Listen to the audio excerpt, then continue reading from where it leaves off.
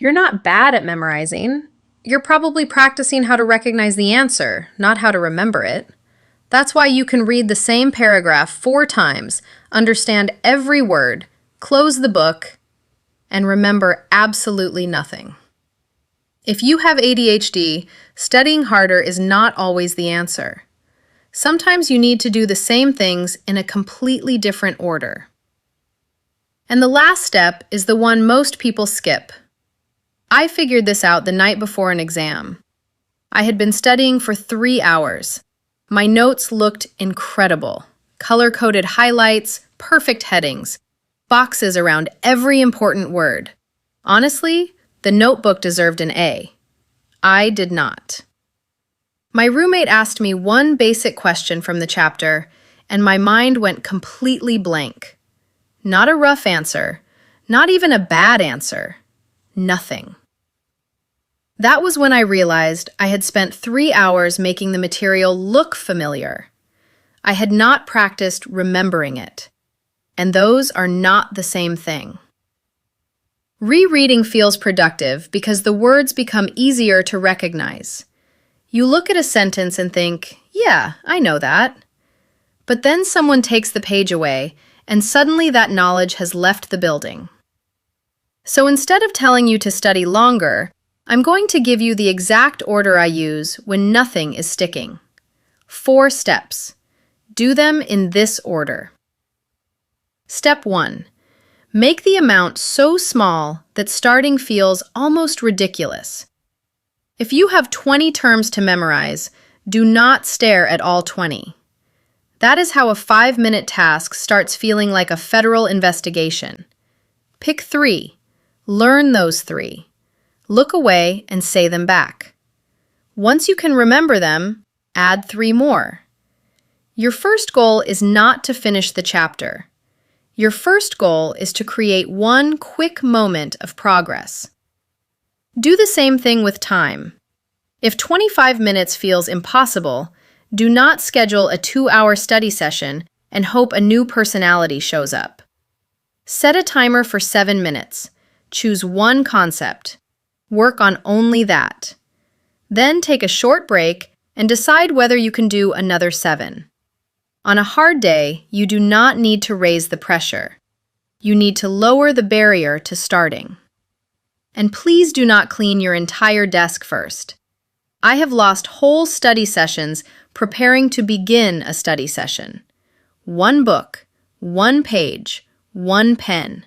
Start there. Step 2. Stop putting information in and start pulling it out. Read one short section, then close the book.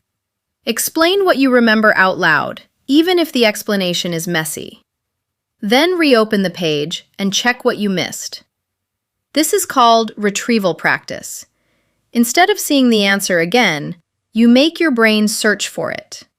That search takes more effort than rereading, but that effort is part of what helps the information last.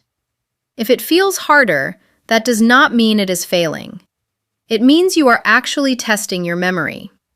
Turn everything into a question. What does this word mean? What are the 3 causes? How is A different from B? What would be a real example? Try to answer before you look. Then grab a blank sheet of paper and write down everything you can remember. Fast, messy, no decorating. Pretty notes show that you own several highlighters. A blank page shows whether you learned anything.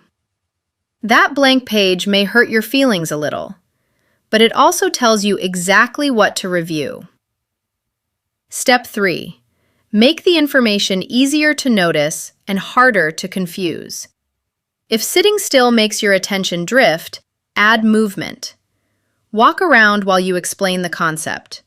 Count the steps of a process on your fingers. Point to different places in the room for different categories. Movement does not magically store the information for you, but it can give your attention something physical to stay connected to while you practice recalling it. For some people with ADHD, that is much easier than sitting perfectly still and slowly leaving their own body. For abstract words, create a strange image. The image does not have to be intelligent. It needs to be easy to picture. If the word is suppression, imagine a giant foot slamming on a brake pedal.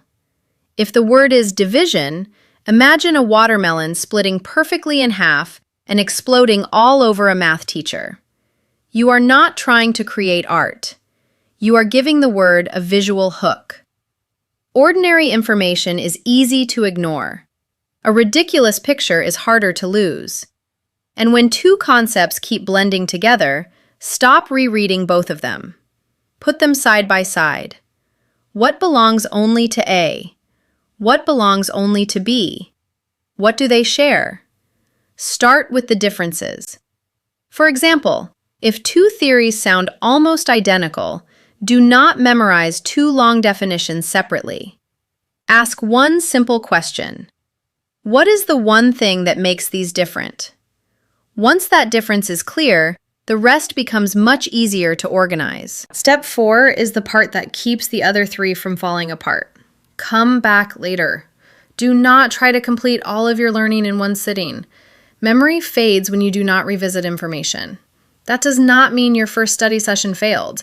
It means you need another chance to retrieve the material after some time has passed. Review it now, again later today, again tomorrow, then again a few days later. The timing does not have to be perfect. The important part is that you return before the information completely disappears. And when you return, do not start by rereading everything. Test yourself first. Try to answer. Get stuck. Check the answer. Then try again. That uncomfortable, I almost know this feeling is useful. It shows you where the memory is weak. Getting an answer wrong during practice is not proof that you are bad at learning. It is information. Now you know exactly what needs another repetition. The goal is not to study something once and never forget it. The goal is to get better at bringing it back.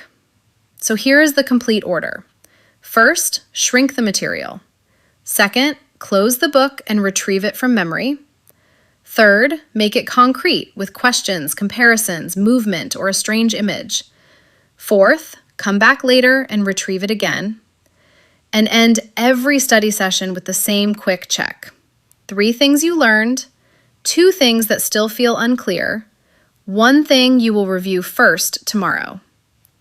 That way, when you sit down again, you do not waste 15 minutes trying to remember what you were doing, which for me has somehow been an entire academic subject. Small input, active recall, clear memory cues, spaced review. That is the system. Not more hours, better repetitions. Because knowing how to memorize does not help much if your environment makes starting feel impossible. And that is what the next video is about. A 3-minute setup that makes starting feel less like a fight. The link is right here. And if this clicked for you, I make one video like this every week. Real ADHD strategies tested on my own chaotic life first. Subscribing means the next tool shows up exactly when you need it, instead of you having to remember to look for it. And let's be honest, remembering to look for things is not our strong suit. So hit subscribe and the like button. No, just try harder. No pretending your brain works exactly like everyone else's. And tell me in the comments, what is one thing you have reread so many times that you should know it by heart, but somehow still do not? I read the comments, and yours might become the next video. See you in the next one.